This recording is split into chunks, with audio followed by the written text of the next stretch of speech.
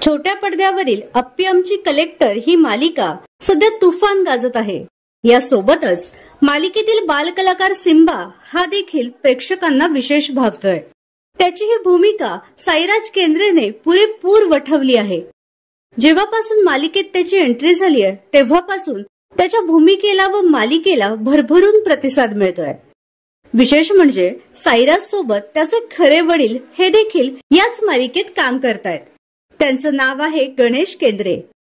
नुकताच मालिकेत सिम्बाला किडनॅप केल्याचा एक सीन पाहायला मिळाला। या सीन मध्ये त्यांनी किडनॅपरची भूमिका साकारली होती। अप्पी आमची कलेक्टर या मालिकेच्या निमित्ताने त्यांनी आपल्या लेकासह अभिनय क्षेत्रात पदार्पण केलं आहे।